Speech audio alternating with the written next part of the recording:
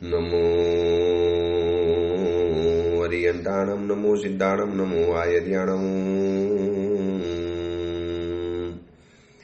નમો વજ્જાયાણમ, નમો લોહે સૌ સાગુણમ, એસો પંચ નમુકારો સૌ પાવપણાસણો, મંગલાણમ ચ સૌકેશી પરમમ વૈ મંગલમ, મંગલમ ભગવાન વીરો, મંગલમ ગૌતમ પ્રભુ, મંગલમ સ્થૂલભદ્રાદ્યા જૈન ધર્મો સુમંગલમ. પ્રવચનનો વિષય છે નવી સવાર, નવો વિચાર. આજથી લગભગ 1100 વર્ષ પૂર્વે બનેલો અને આશરે 300 જેટલા નીતિ સૂત્રોથી સુશોભિત નીતિ વાક્યામૃત નામનો આ ગ્રંથ જાણે એક વિચારોનો અવિરત વરસાદ, વિચારોનો ધોધમાર વરસાદ, પુષ્કરાવર્ત મેઘ. ચૈત્ય મંદનમાં આપણે બોલીએ છીએ ને, પુષ્કરાવર્ત મેઘો. બાકી બધા વરસાદ અલગ હોય અને પુષ્કરાવર્ત વરસાદ અલગ હોય. આ પુષ્કરાવર્ત વરસાદની શક્તિ, તાકાત, પ્રભાવ એવો હોય, એક તો અવિરત વરસે જેનાથી કોઈ નુકસાન ન થાય અને પાક, ફસલ ઉલટાની સારામાં સારી આવે, અને બહુ ઉપકારકારી, બહુ જરૂરી અને બહુ કામનો વરસાદ હોય એને પુષ્કરાવર્ત મેઘ કહેવાય છે.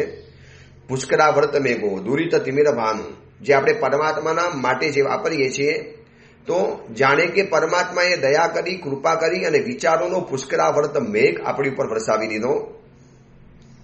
સતત અનવરત કોઈ પણ ગ્રંથ ખોલો, કોઈ પણ સ્વાધ્યાય કરો, કોઈ પણ કલ્યાણ મિત્રની પાસે જાઓ, કોઈ પણ સદગુરુની પાસે જાઓ, કોઈ પણ સજ્જન વ્યક્તિની પાસે જાઓ, એટલે તમને એની પાસેથી સદવિચારની ભેટ મળે. તમને એવો મજાની વાત સમજાવે, એવો મજાનો વિચાર આપે, એવી મજાની બાબતો સમજાવે. અમે જે વિહારો કરીએ છીએ એમાં ઘણી વખત વિહાર સેવા ગ્રુપના જે યુવકો આવતા હોય છે, તો વિહાર સેવા ગ્રુપના યુવકો ક્યારેક કોઈ સમસ્યા પૂછે, કોઈ સવાલ પૂછે, કોઈ પ્રશ્ન પૂછે, અને પછી એમાંથી જે વાતો ચાલે, એમાંથી જે સ્વાધ્યાય ચાલે, એમાંથી જે ધર્મ ચર્ચા ચાલે, અને છૂટા પડતી વખતે દરેક યુવકો એમ કહીને જાય, ગુરુદેવ એટલી બધી મજા આવી, એટલી બધી સરસ વાતો જાણવા માટે મળી. આપની પાસે રહ્યા તો આખો વિહાર ક્યાં થઈ ગયો એ પણ ખબર ન પડી, અને સાથે કંઈક વસ્તુ જાણવા માટે મળી. ને શું થયું? કોઈ પણ સજ્જન વ્યક્તિની સાથે રહો એટલે તમને એક વિચારની ભેટ આપે, અને આ વર્તમાન સમયમાં આ વિચારની મળેલી ભેટ એ આપણને આચારમાં આગળ વધારે, જીવનમાં આગળ વધારે, નવી દશા આપે, નવી દિશા આપે, નવી ગતિ આપે, નવી ઉર્જા આપે, નવો ઉલ્લાસ આપે. અને આ ગ્રંથનો સ્વાધ્યાય કરતા કરતા આપણને એક રોજ નવો વિચાર પ્રાપ્ત થાય છે. 29 નંબરના સૂત્ર સુધી આપણે પહોંચ્યા. એમાં આપણે ગઈકાલ સુધી એ વાત જોયેલી 29મા નંબરમાં સૂત્રની અંદરમાં, કે આ સૂત્ર છે અભ્યાસ કર્મસુ કૌશલમ ઉત્પાદયતી એવ. અહીંયા એવ શબ્દ છે ને બહુ મહત્વનો છે. એવ એટલે સંસ્કૃતમાં એવ કહેવાય, જેને આપણે ગુજરાતીમાં જકાર કહીએ. હોકર હી રહેગા. આપણે કહીએ ને થશે જ, હો જાયેગા હી. જે હી કો, જ કો, આ બધું જે કહેવાય છે એને સંસ્કૃતની અંદરમાં એવ કહેવાય છે. મહાત્મા કેટલા કોન્ફિડન્સ સાથે, કેટલા આત્મવિશ્વાસ સાથે આપણને સમજાવે છે કે તમે કોઈ પણ બાબતનો અભ્યાસ કરો, કોઈ પણ કાર્યમાં, એ તમારી અંદરમાં એક કુશળતા પેદા કરાવે છે. તમારી અંદરમાં એને હોશિયારી, માસ્ટરી, એક તમારાની અંદરમાં એક એની ઉપરનો કાબુ પેદા થઈ જાય છે. તો સદકાર્યોની અંદરમાં જેમ જેમ આપણે અભ્યાસ કરતા જઈશું, શરૂઆતના તબક્કાની અંદરમાં ધર્મ કરવાની મજા નહીં આવે, કારણ કે અભ્યાસ નથી. પણ જેમ જેમ અભ્યાસ થતો જશે એમ કુશળતા ઉત્પન્ન થવાની. એટલે આમાંથી 2 વાત જાણવા માટે મળે છે કે શરૂઆતની અંદરમાં તમારે અભ્યાસ કરવો પડશે અને પછી કુશળતા મળશે. અને અભ્યાસ કરવા માટે એક વખત મન તૈયાર નહીં થાય, થોડો કંટાળો આવશે, નથી આવતું, નથી ફાવતું, નથી જામતું. પહેલી વખત તો નહીં જામે. નવી ગાડી ચલાવશો એ પણ નહીં જામે. નવા મકાનમાં રહેવા માટે ગયા એ પણ નહીં કામે. નવી જોબ કરવા ગયા, ત્યાં જે પણ કામ કરશો એ પણ નહીં જામે. પણ જેમ જેમ અભ્યાસ કરતા ગયા, ઊંડા ને ઊંડા ઉતરતા ગયા, ખંત સાથે, મહેનત સાથે, પ્રયત્ન સાથે, પુરુષાર્થ સાથે, તમે જેમ જેમ એક કાર્યમાં આગળ વધતા ગયા અને વારંવારનો અભ્યાસ એ તમારી અંદરમાં કુશળતાને ઉત્પન્ન કરે છે. એટલે કોઈ પણ ધર્મની બાબત હોય, અથવા તો કોઈ પણ સારી બાબત હોય તો શરૂઆતની અંદરમાં એ મનને નહીં જામે, કારણ કે અનાદિકાળના સંસ્કાર નથી અને સંસ્કારના અભાવના કારણે શરૂઆતમાં થોડું ભારે લાગશે, મન આનાકાની કરશે, નથી ફાવતું. તમે કોઈ પણ માસક્ષમના વાળાને પૂછો કે શરૂઆતનો અઠ્ઠમ કેટલો ભારે પડી ગયેલો હતો અને પછી ચોથા, પાંચમા, છઠ્ઠા દિવસે ધીરે ધીરે શરીરના સ્નાયુઓ એનાથી ટેવાઈ ગયા. શું થાય છે? રોજ ખાવા માટે ટેવાઈ ગયેલા શરીરના સ્નાયુઓ, મનની ક્લોક, એક બાયોલોજીકલ ક્લોક છે આપણી શરીરની અંદરમાં, અને રોજ તમે 8 વાગે ભોજન આપશો ને એટલે એને બરોબર 8 વાગે અંદરમાંથી એલાર્મ વાગે કે મને ભૂખ લાગી છે. હવે આટલા વર્ષોથી, આટલા દિવસોથી આપણે 3 ટાઈમ 4 ટાઈમ બરોબર નિયમિત ભોજન આપીએ છીએ, એટલે શરીરના સ્નાયુઓ અને અંદરની બાયોલોજીકલ ક્લોક એ અંદરમાં ટેવાઈ ગઈ છે. એટલે એટલા જ વાગે એનું એલાર્મ વાગે કે મને ભૂખ લાગી છે. શરૂઆતના 3 દિવસ, 4 દિવસ, 5 દિવસ આ એલાર્મ વાગવાનું, બહુ અંદરમાંથી માંગણી ઉઠવાની, ખાવાનું આપો, ભૂખ લાગી છે, બહુ ભૂખ લાગી છે. પણ ત્રીજા દિવસ પછી દરેક તપસ્વીને એક અનુભવ થયો હશે કે ચોથો, પાંચમો, છઠ્ઠો, 12મો, 15મો, 16મો ઉપવાસ, અને પછી તો એવો કાબુ આવી જાય. વર્ષિતપ વાળાને પૂછો, પહેલો વર્ષિતપ જે ભારે પડેલો હતો અને પછીના વર્ષિતપમાં કેવા તમે આગળ નીકળી ગયા. એટલે શરૂઆતના 5-15 ઉપવાસ થોડા તકલીફ પડે, પછી શરીર આખું ટેવાઈ જાય છે. બાયોલોજીકલ ક્લોક અંદરથી સમજી જાય કે એક દિવસ ભોજન મળશે અને એક દિવસ ભોજન નહીં મળે. તો અભ્યાસ કરવો જરૂરી છે કોઈ પણ બાબતની અંદરમાં. હવે આપણે અભ્યાસ કરતા નથી અને ડાયરેક્ટ ધર્મક્ષેત્રની અંદરમાં ચાલી ગયા તો પણ ન ચાલી શકે. સંવેગ રંગશાળા જેવા ગ્રંથોની અંદરમાં લખ્યું છે કે કોઈ પણ સાધુને અનશન કરવું હોય તો એની પહેલા પણ એને અભ્યાસ કરવો પડે છે. પૂર્વ સેવા જેને કહેવાય, પૂર્વ ભૂમિકાની તૈયારી કરવી પડે અને પછી એને અનશન આપીએ છીએ. તો કોઈ પણ સારી બાબતની અંદરમાં કુશળતા પ્રાપ્ત કરવી છે તો અભ્યાસ કરવો પડશે, જેને પ્રેક્ટિસ કહી શકાય, નેટ પ્રેક્ટિસ. તો આ અભ્યાસ શું કરે છે? એ આપણને 3 જગ્યાએ ફાયદો કરાવી આપે છે. એટલે અભ્યાસ સતત કરતા ગયા અને સતત અભ્યાસ કર્યો, એના કારણે 3 વસ્તુને આપણને ફાયદો થયો. પહેલા નંબરમાં, કોઈ પણ શુભ બાબતનો તમે અભ્યાસ કર્યો. અશુભ બાબતનો અભ્યાસ તો આપણને છે જ, અનાદિકાળથી છે, કે આજકાલનો નથી. અનાદિકાળથી આપણે અશુભનો તો અભ્યાસ કરતા જ આવ્યા છીએ, પણ શુભ કાર્ય બાબતની અંદરમાં તમે જેમ જેમ અભ્યાસ કરતા જશો, મનને મારીને, મનને સમજાવીને, મનની સાથે યુદ્ધ કરીને, મનને કચડીને, મનની ઉપરવટ થઈને, મનને નારાજ કરીને તમે જેમ જેમ શુભ કાર્યમાં આગળ વધશો એટલે 3 ફાયદા થવાના. નંબર 1, પહેલા નંબરની અંદરમાં આપણા કાર્યની ગતિ વધારી દેશે. સાતત્ય સાથેનો અભ્યાસ, તે કાર્યની ગતિ આપણી વધી જવાની. નવકાર મંત્ર પહેલા ગણવાનો અભ્યાસ નહોતો, એટલે એક માલા ગણતા ગણતા 15 મિનિટ, 20 મિનિટ, કોકને 25 મિનિટ થતી હતી. પણ જેમ જેમ દિવસની 5 બાંધી માલા ગણતા ગયા, અભ્યાસ કરતા ગયા, એ અભ્યાસ કરવાના શું થયું? એ અભ્યાસ કરતા કરતા કરતા હવે નવકાર મંત્ર ગણવાની ઝડપ વધી ગઈ છે. શરૂઆતની અંદરમાં સૂત્રો આવડતા નહોતા, બોલવાનો અભ્યાસ નહોતો, એટલે પ્રતિક્રમણની અંદરમાં કલાક, 1.5 કલાક થતો હતો. પણ જેમ જેમ અભ્યાસ થતો ગયો એમ પ્રતિક્રમણની ગતિ વધતી ગઈ. ભાવ એનો એ જ છે, ઉલ્લાસ એનો એ જ છે, અહોભાવ એનો એ જ છે, પણ ગતિ વધી ગઈ. જે પણ શુભ કાર્યની અંદરમાં તમે સતત સાતત્ય સાથે અભ્યાસ કરશો એટલે પહેલા નંબરનો ફાયદો એ થવાનો કે તમારા કાર્યની એ ગતિ વધારી આપશે. ગતિ એટલે ફાસ્ટ, સ્પીડ. જે પહેલા કરતા વાર લાગતી હતી, હવે સ્પીડ વધી ગઈ. અમે સાધુ જીવનની અંદરમાં છીએ. શરૂઆતના વર્ષોની અંદરમાં પડીલેહણ, ઘડાની અંદરમાં દોરો નાખવો, પછી ઓગો બાંધવો, પડીલેહણ વગેરે કરવું, આ બધાની અંદરમાં બહુ વાર લાગતી હતી. પણ જેમ જેમ અભ્યાસ વધતો ગયો એમ ગતિ વધતી ગઈ, સ્પીડ વધતી ગઈ, ફાસ્ટ થતા ગયા. તો આ પહેલો ફાયદો છે. બીજા નંબરની અંદરમાં તમારા કાર્યને સફળ બનાવી દેશે. સાતત્યપૂર્વકનો અભ્યાસ એ આપણા કાર્યને સફળ બનાવે છે, સક્સેસ બનાવી દે છે. સક્સેસ જવું છે તો અભ્યાસ કરવો જ પડશે. તમે આજે ક્રિકેટરોને પૂછો, નવા નવા પ્લેયર હશે, જ્યારે નવા નવા રમવા માટે ગયા હશે ત્યારે કેટલા રન થતા હોય, અને જેમ જેમ માસ્ટરી આવતી ગઈ, રમતા ગયા, અભ્યાસ કરતા ગયા, દિલ લગાવીને મહેનત કરતા ગયા, હવે રમવાનું પણ ફાસ્ટ થવા માંડ્યું. જે રન કદાચ 10 ઓવરમાં થઈ શકે એ રન કદાચ 2, 3 કે 4 ઓવરમાં પરિપૂર્ણ કરી લે. તો પહેલા કેમ આવું નહોતું? ભાઈ અભ્યાસ નહોતો. અને જેમ જેમ અભ્યાસ વધતો ગયો, તમે જોયું છે કોઈને કે ઘણા લોકોને તમે જોજો પૈસા ગણવા માટે બેઠેલા જે માણસ હોય ને, ઘણી વખત અમારી સામે કોઈ પૈસા ગણતો હોય અથવા તો પેઢીમાં ગણતો હોય, હું ઘણી વાર જોવા માટે ઉભો રહી જાઉં. કેટલા બધા ફાસ્ટ પૈસા ગણે, એમાં વચમાં ભૂલ પણ ન પડે, નોટ ડબલ પણ ન જાય, અને એટલા ફાસ્ટ અંગૂઠોને આંગળી ફરે, એટલા અંગૂઠોને આંગળી ફરે. ઘણાની તો એટલી બધી સુપર ફાસ્ટ સ્પીડ હોય કે લાગે કે જાણે કે બુલેટ ટ્રેનની જેમ આ પૈસા ગણતો જાય છે. તો હું વિચારું કે આટલું બધું ફાસ્ટ પહેલેથી થયું હશે.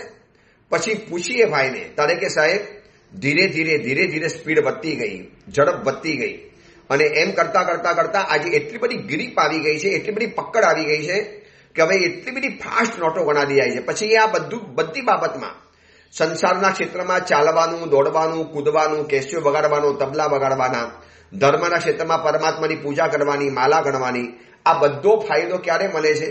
સાતત્યપૂર્વકના અભ્યાસ હોય તો. એટલે પહેલા નંબરમાં કાર્યની ગતિ વધારે, બીજા નંબરમાં કાર્યને સફળ બનાવી આપે છે, અને ત્રીજા નંબરમાં તમારા કાર્યને સરળ બનાવી આપે છે, એકદમ ઇઝી. પહેલા સ્પીડ વધારશે, પછી સક્સેસ આપશે, અને ત્રીજા નંબરમાં કાર્યને ઇઝી બનાવી આપશે. પછી આપણા માટે કાર્ય એટલું બધું ઇઝી બની જવાનું, આપણને એમ થાય કે યાર પહેલા એક ઉપવાસ કરતા તો મને કેટલો બધો નાકે દમ આવી જતો હતો. સવારના પોરમાં હજી સવાર પડીને નૌકાશી પચકા નથી આવતું ત્યાં સુધીમાં સૂતા રહેવું પડતું હતું, પડ્યા રહેવું પડતું હતું. આજે અમારા સાધુ જીવનમાં ઘણા સમણી ભગવાન તો પાંચમનો ઉપવાસ કરતા હોય છે, મહિને એક ઉપવાસ, જ્ઞાન પાંચમનો ઉપવાસ. તો એ જ્ઞાન પાંચમનો શરૂઆતનો ઉપવાસની અંદરમાં 12 વાગ્યા પછી તો એવા લેટી જાય, એવા સંથારો જઈ જાય, જેમ જેમ સાંજ પડે, અને એમાં સવારે તો જાણે કે જિંદગીભરની અશક્તિ આવી ગઈ હોય, પરાણે દેરાસર લઈ જવા પડે, અને નૌકાશીનું પચકાણ આવે એની રાહ જોઈને બેઠેલા હોય. પછી ધીરે ધીરે મહાત્માને જોઈએ, હવે એવી એમની પાસે સફળતા આવી ગઈ, એવો ઉપવાસ સરળ બની ગયો કે મહાત્મા પોતે ઉપવાસના પારણે નૌકાશી વળવા જાય. હું મહાત્માને કહું, મહારાજ એક વખત તો તમારી હાલત કેવી હતી? તમારાથી પાંચમનો ઉપવાસ તમે કરતા હતા, સવારના તમારાથી હાથ પગ હલાવવાની તાકાત નથી, જ્યાં સુધી પેટમાં ભોજન ન જાય ત્યાં સુધી તમે સંથારમાંથી ઉભા નતા થઈ શકતા, અને આજે ઉપવાસમાં ઘોચી પાણી વળવા જાઓ છો. મહાત્મા શું કહે છે ખબર છે? હવે ઉપવાસ કરવાની ટેવ પડી ગઈ, પ્રેક્ટિસ થઈ ગઈ. આ પ્રેક્ટિસ એટલે અભ્યાસ. દરેક ધર્મના ક્ષેત્રમાં શરૂઆતમાં ધર્મ ભાલે પડશે, પણ એના કારણે અટકી નથી જવાનું, કંટાળી નથી જવાનું. પ્રેક્ટિસ કરતા જાઓ, અભ્યાસ કરતા જાઓ. અને મહાત્મા કહે છે કે અભ્યાસ કર્મસુ કૌશલમ ઉત્પાદયતિ એવ. જેમ જેમ અભ્યાસ કરશો એમ કાર્યની અંદરમાં કુશળતા ઉત્પન્ન થવાની. ઘણા કે સાહેબ મારે વિનય ગુણની અંદરમાં માસ્ટરી પ્રાપ્ત કરવી છે, કોઈ કે મારે ક્ષમા ગુણમાં માસ્ટરી પ્રાપ્ત કરવી છે, કોઈ કે મારે ઉદારતાના ગુણમાં માસ્ટરી પ્રાપ્ત કરવી છે, કોઈને સ્વાધ્યાય, કોઈને તપસ્યા.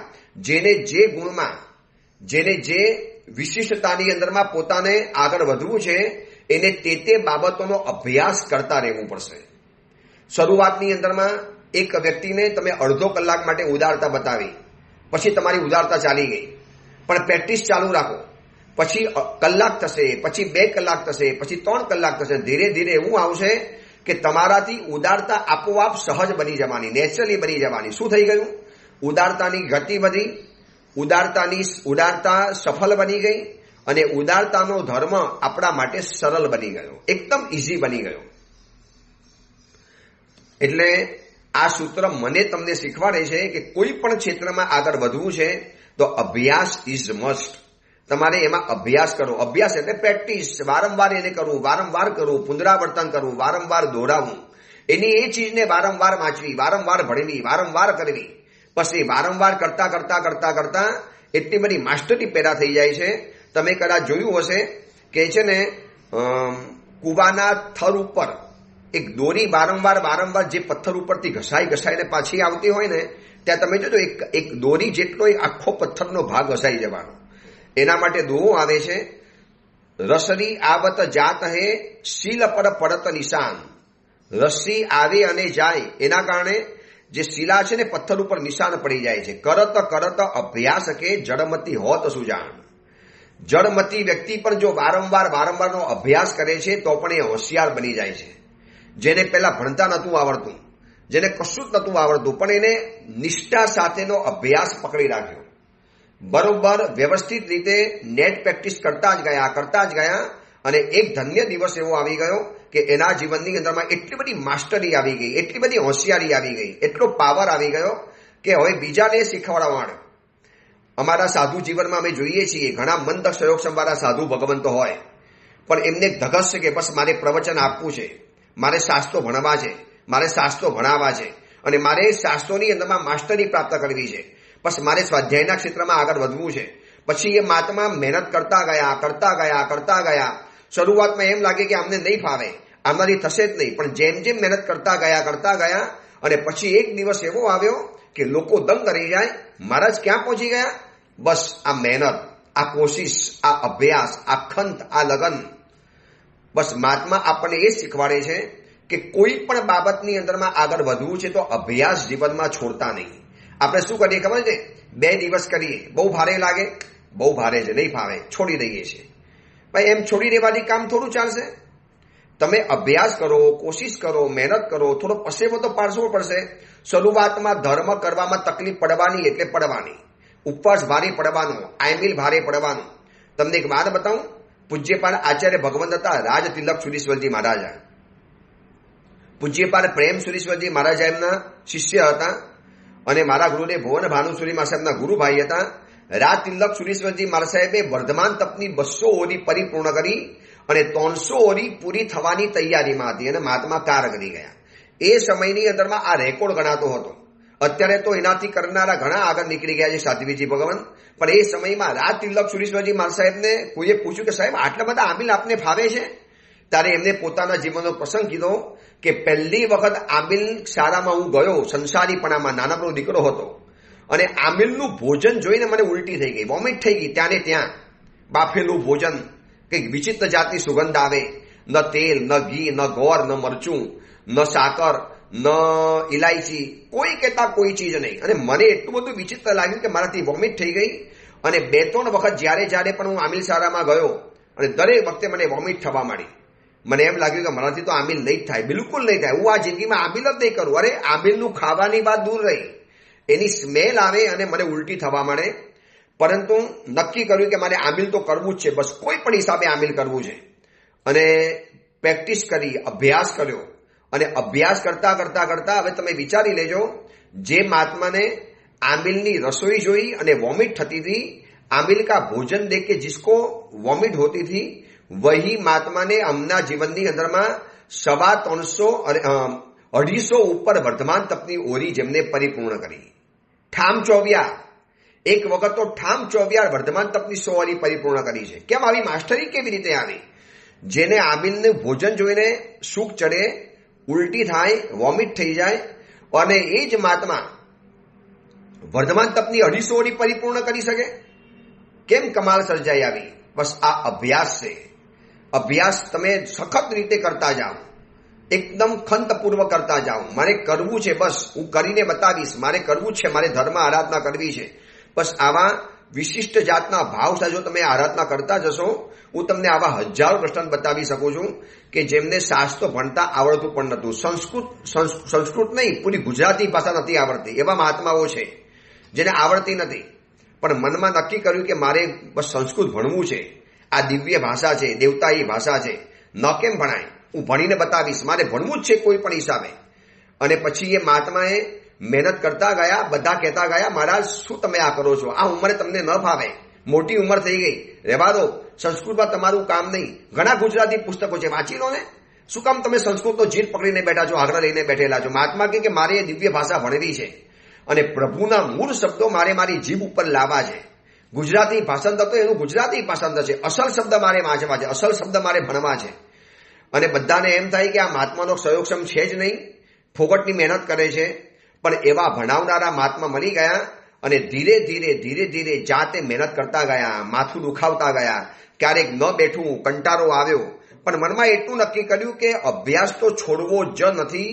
અને એવા મહાત્મા થઈ ગયા કે એ મહાત્માએ પછી સંસ્કૃતની અંદરમાં કેટલાક શ્લોકો અને સંસ્કૃતની રચનાઓ કરતા પણ થઈ ગયા. કેવી રીતે આ શક્ય બન્યું? અભ્યાસ. બસ એકમાત્ર અભ્યાસ છે, પ્રેક્ટિસ છે. તમારી પાસે ઝરહરતો ઉલ્લાસ હોય તો ધર્મના ક્ષેત્રમાં તમને આગળ વધતું કોઈ રોકી નહીં શકે. શરૂઆતમાં ભારે પડવાનું, પહેલો ઉપવાસ ભયંકર ભારે પડવાનું. આજની તારીખમાં પૂજ્યપાદ આચાર્ય ભગવંતસિંહ હંસરત્ન સુરીશ્વરજી મહારાજા હમણાં જ હવે માસક ક્ષમણ 100મા માસક ક્ષમણનું પારણું કરશે. છઠ્ઠી વખત 180 ઉપવાસનું પારણું કરવાના, છઠ્ઠી વખત એમાં વિહારો કરવાના.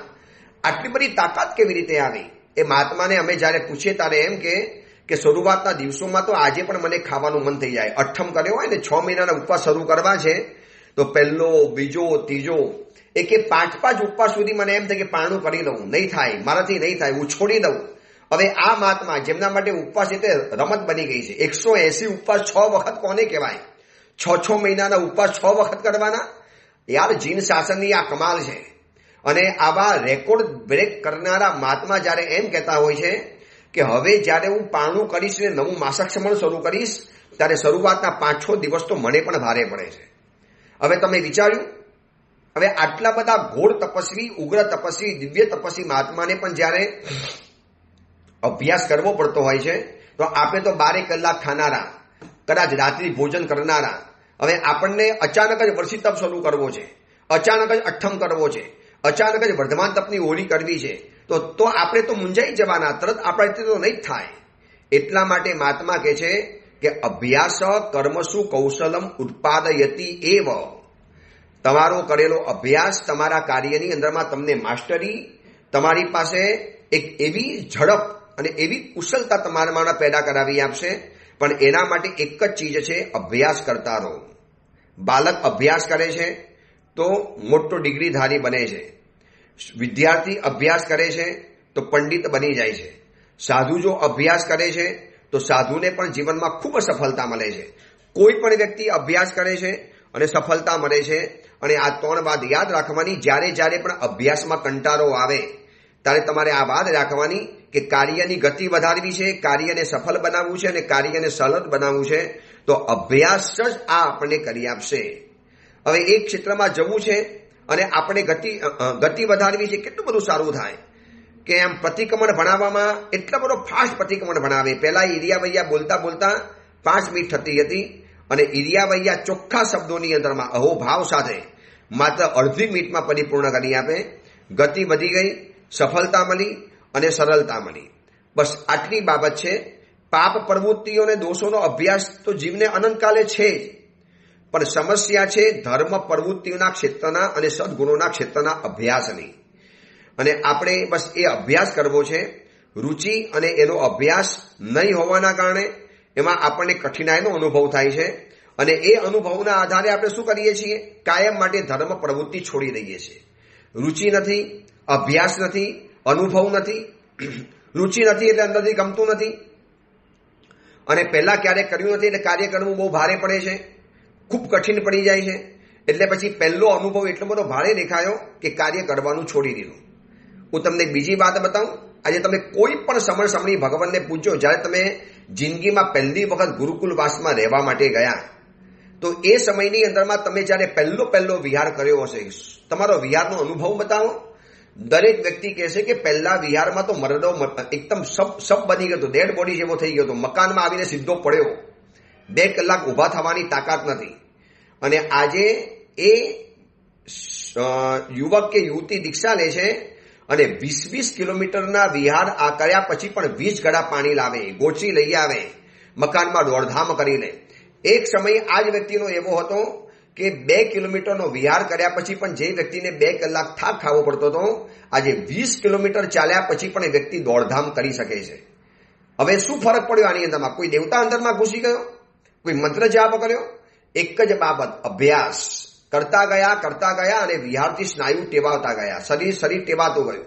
અત્યારે અમારી સાથે વિહારમાં 4 છોકરીઓ છે, બીજા પણ 1-2 છોકરાઓ છે.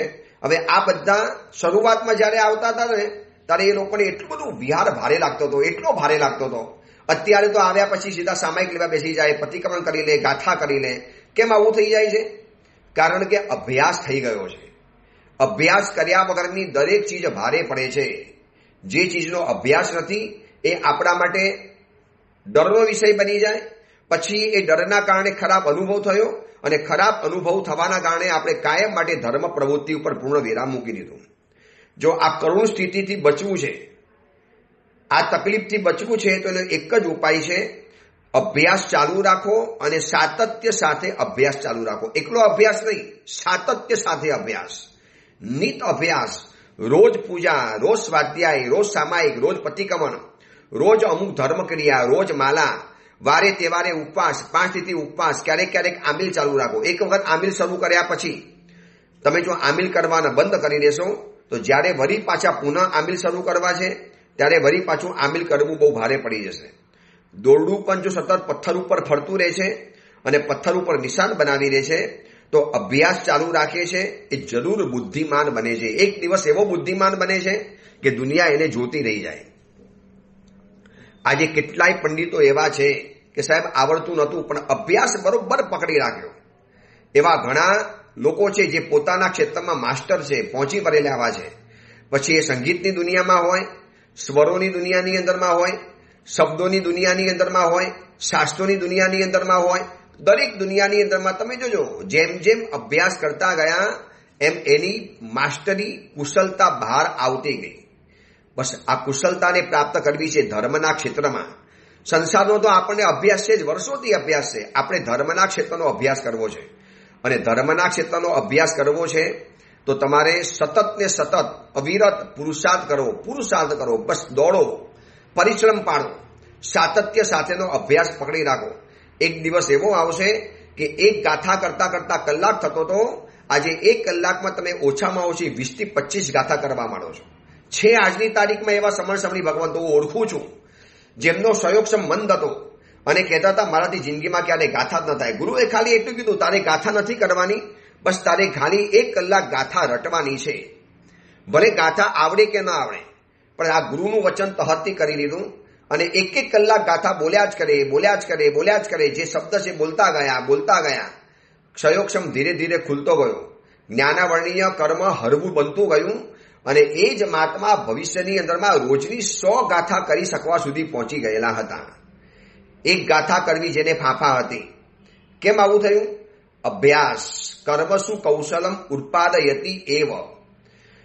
મેં તમને મારી વાત કરેલી હતી ને, બોરીવલી રોયલ કોમ્પ્લેક્સમાં મેં જયારે જિંદગીનું પહેલું વ્યાખ્યાન શરૂ કરેલું હતું અને મને ખબર છે કે પહેલું વ્યાખ્યાન મેં કેવી રીતે આપ્યું છે મારું મન જાણે. આજે મને એ અનુભવ યાદ, શરીર ઠંડુગાર, સ્ટેજ ફીવર, ચક્કર જેવું લાગે, એમ લાગે કે હમણાં પડી જઈશ, એટલો બધો સંકોચ થાય, એટલી બધી શરમ થાય, અંદરમાંથી કોઈ શબ્દ જ ન ઉઠે. પરાણે બોલતા ગયા અને 10 મિનિટ પછી 20 મિનિટ પછી ધીરે ધીરે જબાન ખુલતી ગઈ. હવે ધીરે ધીરે અભ્યાસ કરતા એટલી સરસ મજાનું આજે પહોંચી વળું છું. ભલે એવું બધું નથી કે મહાન પ્રવચનકાર, પણ જે થોડી ઘણી જિંદગીમાં સફળતા મળી છે એ માત્ર ને માત્ર અભ્યાસ દ્વારા જ મળી છે. એટલે ફરી વખત યાદ કરાવી દઉં, તમારો અભ્યાસ, સાતત્યપૂર્વકનો અભ્યાસ શું કરશે? એ તમારી કાર્યની ગતિને વધારી આપશે, તમારા કાર્યને સફળ બનાવી આપશે અને તમારા કાર્યને બિલકુલ સરળ બનાવી આપશે. એકદમ ઇઝી હોય. આજે ડ્રાઈવરને પૂછો કે ગાડી ચલાવતા વાતો પણ કરી શકે, બધું કરી શકે છે. કેમ? માસ્ટરી આવી ગઈ. કેટલાય વર્ષોથી હવે કાર ડ્રાઈવ કરું છું, કાર ચલાવું છું અને મને માસ્ટરી આવી ગઈ છે. હવે મને કશો વાંધો નથી આવતો. પછી કેસિયો બગાડતો હોય, તબલા બગાડતો હોય, તમે બહેનોને પૂછો, સાવિકા બહેનોને, નવી જ્યારે રસોઈ બનાવી રહી ત્યારે કેટલું બધું ભારે પડતું હતું. એમ લાગતું હતું કે આપણાથી રસોઈ નહીં થાય, આપણને તો ફાવે જ નહીં, આવી રસોઈ આપણે નહીં બનાવી શકીએ. પણ જેમ જેમ રસોઈ બનાવતા ગયા હવે કુશળતા એવી આવી ગઈ કે પહેલા પરિવારની રસોઈ બનાવતા કલાક 2 કલાક નીકળી જતા હતા.